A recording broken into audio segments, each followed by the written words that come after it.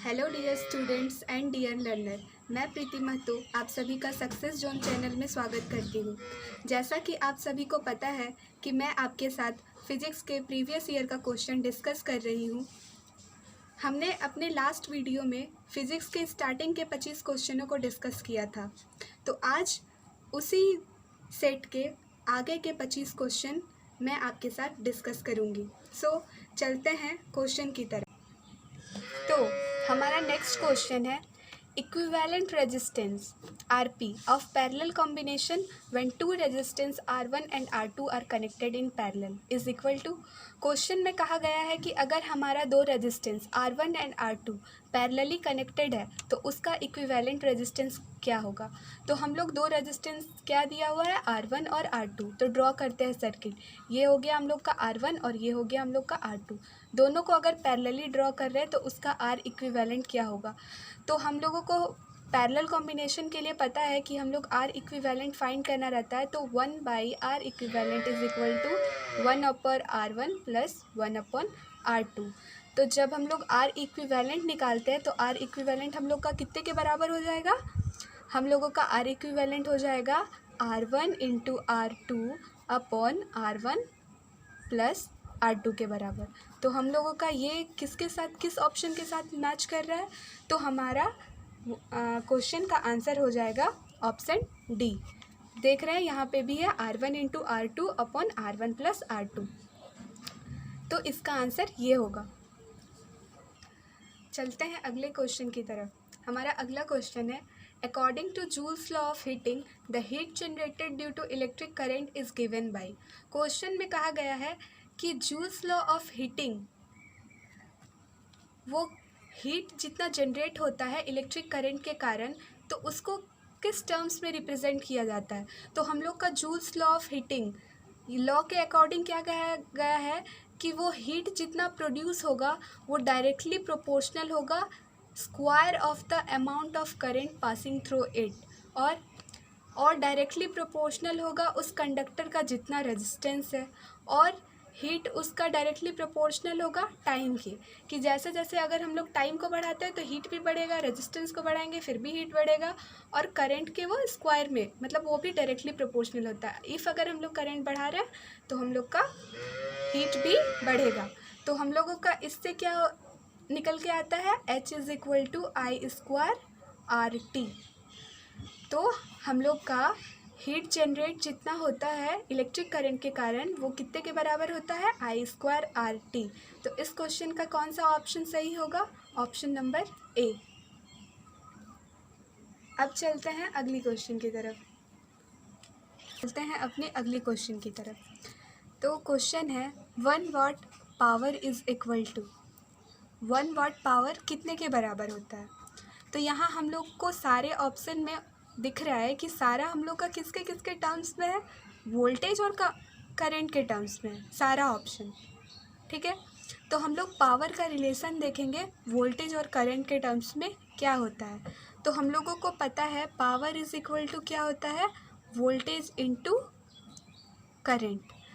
तो अगर हम लोगों को 1 वाट पावर, अगर कोई सर्किट हम लोग का 1 वाट पावर कंज्यूम कर रहा है तो वो कितने के बराबर होगा, जब उसमें हम लोग 1 वोल्ट सप्लाई देंगे और उसके कारण उसमें 1 एम्पियर अगर करंट फ्लो करता है तो उस कितने के बराबर हो जाएगा, 1 वाट। तो ये इसका सही ऑप्शन क्या हो जाएगा, ऑप्शन ए। 128 का ऑप्शन ए बिल्कुल सही होगा। अगला question, the commercial unit of electrical energy is. तो इस क्वेश्चन में कहा गया है कि इलेक्ट्रिकल एनर्जी का कॉमर्शियल यूनिट क्या होता है। तो इस क्वेश्चन का आंसर ऑलमोस्ट सभी स्टूडेंट्स को पता रहता है कि commercial unit of electrical energy क्या है।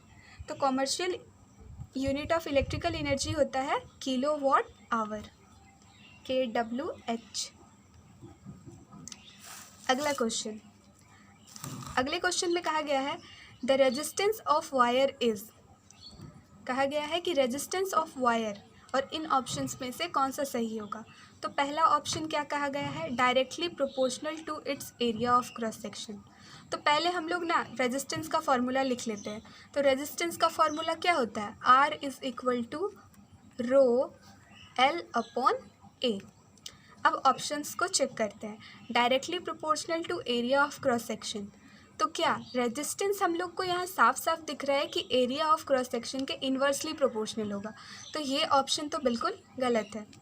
अगला option inversely proportional to its area of cross section, हाँ ये ऑप्शन सही है कि रेजिस्टेंस हम लोग का एरिया ऑफ क्रॉस सेक्शन के इन्वर्सली प्रोपोर्शनल होगा। तो इस क्वेश्चन का क्या आंसर होगा? ऑप्शन बी हम लोगों का बिल्कुल सही है। अगले क्वेश्चन में क्या कहा गया है? Conductor of electric heating devices such as bread, toaster, electric irons are made up of alloys rather than pure metals because. Question में कहा गया है कि जो इलेक्ट्रिक हीटिंग डिवाइसेस होते हैं सच एज आयरन्स, टोस्टर्स, ये सब में क्या हो गया कि कंडक्टर का ना यूज़ करके हम लोग क्या यूज़ करते हैं? एलॉय। तो पहले तो इस क्वेश्चन में हम लोग क्या जानना चाहिए कि एलॉय क्या होता है। तो एलॉय क्या होता है ना, मिक्सचर ऑफ टू मेटल्स, उसको क्या कहते हैं? एलॉय।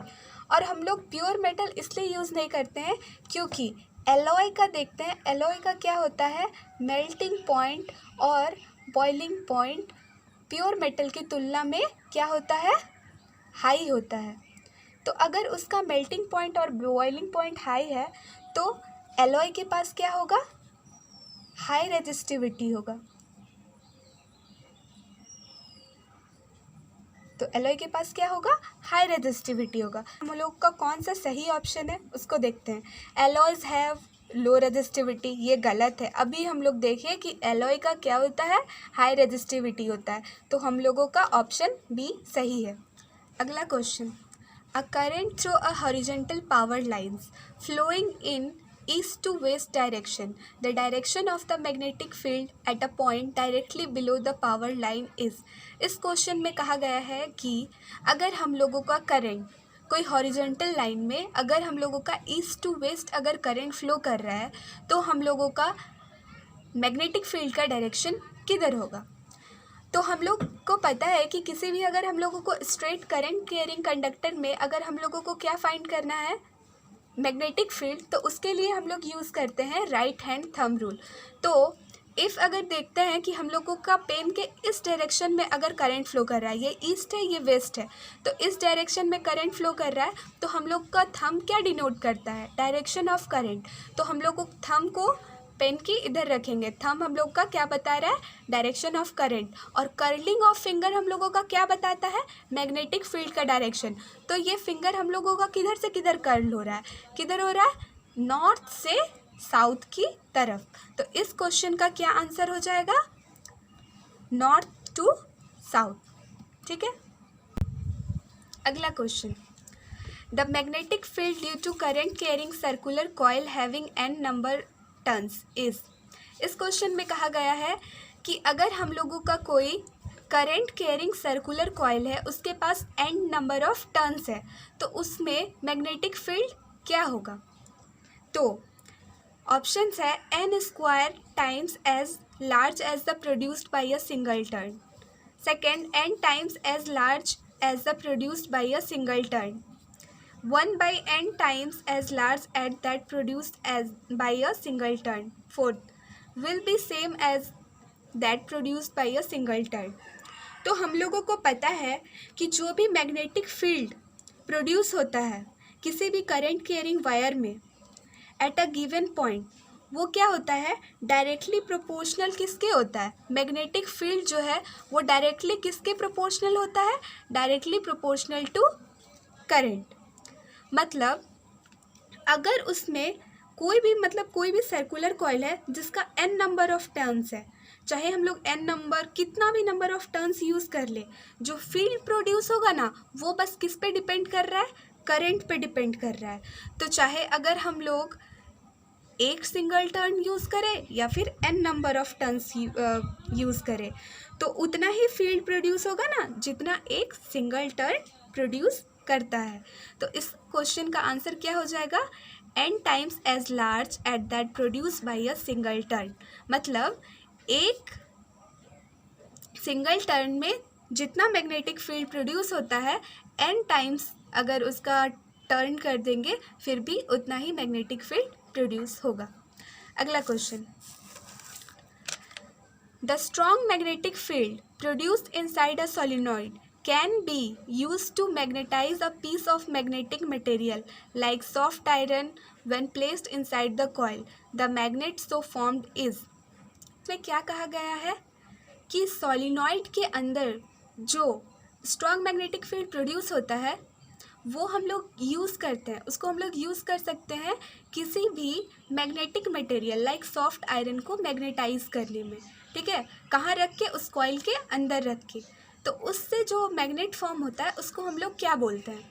तो ऑप्शन डी को तो हम लोग कभी लेंगे ही नहीं, क्योंकि परमानेंट मैग्नेट के पास पहले से ही मैग्नेटिक प्रॉपर्टी रहती है।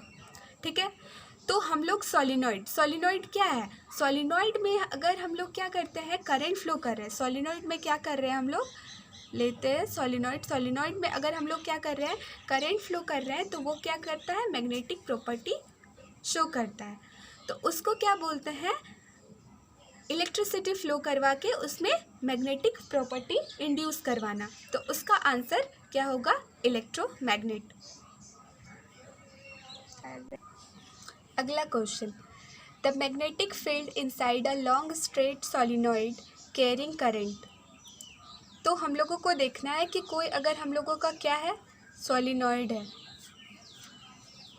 ठीक है, तो सोलिनॉइड में क्या देखना है कि सोलिनॉइड के इनसाइड में हम लोगों का करंट कितने के बराबर होगा। ऑप्शन ए है इज़ ज़ीरो, ऑप्शन बी है decreases as we move towards its end, third है increases as we move towards its end, fourth है is the same at all points. इस क्वेश्चन का आंसर होगा option D, is the same at all the lines are completely parallel to each other. तो इसका answer option D होगा, because the lines are completely parallel to each other. अगर कोई भी line हम लोग का क्या हो रहा है, सोलिनॉइड के इनसाइड में सारा एक दूसरे के पैरेलल है, तो जो भी मैग्नेटिक फील्ड इनसाइड होगा ना वो क्या होगा, सेम होगा सारे पॉइंट पे। अगला question, according to Fleming's left hand rule the forefinger is pointed towards the direction of। Fleming's के लेफ्ट हैंड रूल में क्या कहा गया है, तो फ्लेमिंग्स लेफ्ट हैंड रूल हम लोगों को क्या कहता है कि जो थंब है, थंब हम लोगों को क्या बताता है, direction of force. Middle finger हम लोगों को क्या बताता है, डायरेक्शन ऑफ करंट। और फोर फिंगर हम लोगों को क्या बताता है, मैग्नेटिक फील्ड का डायरेक्शन। तो इस क्वेश्चन का आंसर होगा ऑप्शन बी, मैग्नेटिक फील्ड। अगला question, the device that detects the presence of current in a circuit. तो इस क्वेश्चन का आंसर होगा galvanometer, because voltmeter voltage measure करता है, रेजिस्टेंस करंट के फ्लो को अपोज करता है, और डायोड क्या है, डायोड भी एक सेमीकंडक्टर डिवाइस है। ठीक है, तो हम लोगों का करंट मेज़र करने वाला क्या डिवाइस होता है, गैल्वेनोमीटर, जो कि हम लोग का किसी भी सर्किट में करंट को डिटेक्ट करता है। अगला question, the basic phenomena of working of an electric generator. Electric generator किस फेनोमेना पे वर्क करता है? तो हम लोगों को पता है कि जनरेटर में क्या होता है, moving the conductor in the magnetic field line. मतलब कोई मैग्नेटिक फील्ड में हम लोग क्या करते हैं, कंडक्टर को रोटेट करवाते हैं, तो उससे क्या होता है, करंट इंड्यूस होता है। तो उसको हम लोग क्या बोलते हैं, इलेक्ट्रोमैग्नेटिक इंडक्शन। तो इसका आंसर होगा इलेक्ट्रोमैग्नेटिक इंडक्शन। अगला क्वेश्चन क्या है, अ rectangular coil of copper wire is rotated in a magnetic field. क्या कह रहा है कि किसी रेक्टेंगुलर कॉपर कॉइल को अगला question, a rectangular coil of copper wire is rotated in magnetic field, the direction of the induce current changes once each. Question में क्या कहा गया है कि अगर हम लोग क्या कर रहे हैं कि कोई रेक्टेंगुलर कॉपर वायर का कॉइल ले रहे हैं और उसको क्या कर रहे हैं, मैग्नेटिक फील्ड में, किसी भी मैग्नेटिक फील्ड में क्या कर रहे हैं, उस रेक्टेंगुलर कॉइल को क्या कर रहे हैं, रोटेट कर रहे हैं, तो उसमें जो करंट इंड्यूस होगा उसका डायरेक्शन कितने रिवॉल्यूशन में चेंज होगा? तो क्या होता है ना, current induced by the magnetic field changes in every half revolution. तो इसका क्या आंसर होगा? Option C. अगला question, magnetic field lines are shown closer together where the magnetic field is. कहा गया है कि मैग्नेटिक फील्ड लाइंस हम लोग का सबसे ज़्यादा मतलब अगर क्लोज़र है, ठीक है, तो उस टाइम हम लोग का मैग्नेटिक फील्ड क्या होगा? तो किसी भी कंडक्टर में अगर हम लोगों का क्या होता है, अगर ये कंडक्टर है, इसमें अगर आई करंट फ्लो कर रहा है, ठीक है, इसमें अगर आई करंट फ्लो कर रहा है इस कंडक्टर में, तो जो भी इसके नियरर होगा ना, जो भी इसके नियरर होगा मैग्नेटिक फील्ड लाइंस, मतलब जो ज़्यादा क्लोज रहेगा उसका मैग्नेटिक फील्ड स्ट्रेंथ उतना ही ज़्यादा होगा। मतलब क्या होगा, अगर क्लोज़र है तो उसका मैग्नेटिक फील्ड क्या होगा? स्ट्रॉन्गर होगा। तो इसका आंसर होगा ऑप्शन ए। अगला question, the magnetic field of a solenoid carrying a current is similar two of a. Option A bar magnet, register, third option electric motor, fourth iron core.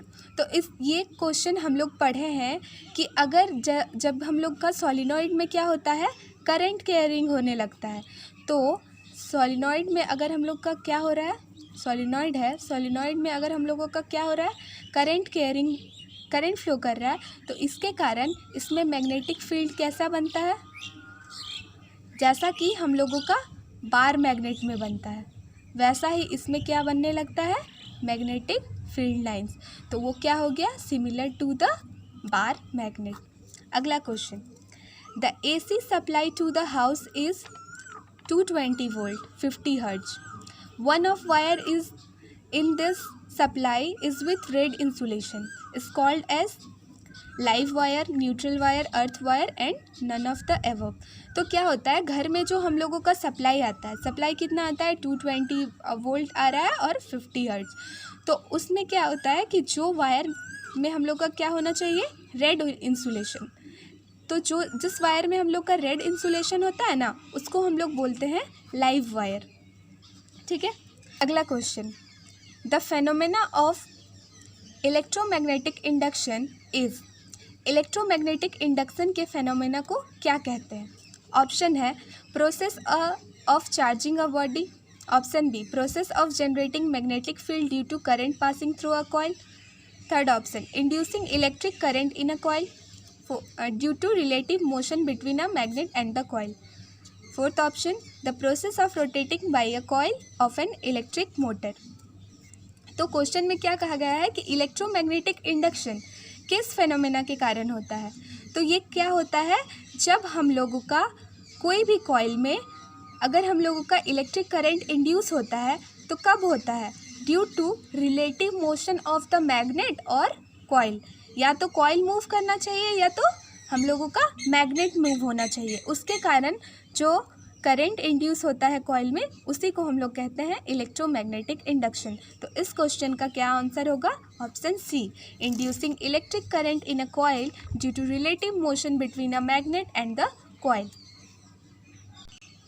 अगला question, at the time of short circuit the current in the circuit. Question में क्या कहा गया है कि जब short circuit होता है तो हम लोग का सर्किट में करंट क्या होता है? तो जब हम लोग का शॉर्ट सर्किट कंडीशन होता है ना, तो हम लोगों का क्या होता है? करंट इंक्रीज कर जाता है, और वो भी कैसा? हैविली। जब शॉर्ट सर्किट होता है ना, तब हम लोग का क्या होता है? Resistance almost nearly equal to zero, मतलब लो रेजिस्टेंस हो जाएगा। तो लो रेजिस्टेंस होता है शॉर्ट सर्किट के केस में। तो अगर हम लोग का लो रेजिस्टेंस होगा तो हम लोग का क्या होगा? करंट इंक्रीज कर जाएगा। और कैसे इंक्रीज करेगा? हैविली इंक्रीज करेगा, ठीक है। चलते हैं अगले क्वेश्चन की तरफ। हम लोग का अगला क्वेश्चन है, the device used for producing electric current is called as. तो इस क्वेश्चन का आंसर तो सबको पता होगा कि इलेक्ट्रिक करंट हम लोग का प्रोड्यूस करने वाला कौन सा डिवाइस है। तो इलेक्ट्रिक करंट हम लोग का कौन सा डिवाइस प्रोड्यूस करता है? जनरेटर। अगला question, the safety device use for protecting the circuit from.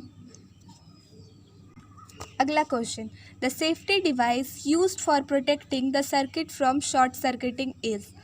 तो इस क्वेश्चन में कहा गया है सेफ्टी डिवाइस जो हम लोग यूज़ करते हैं किसी भी सर्किट को शॉर्ट सर्किट से बचाने के लिए, तो उसको हम लोग क्या बोलते हैं, फ्यूज़।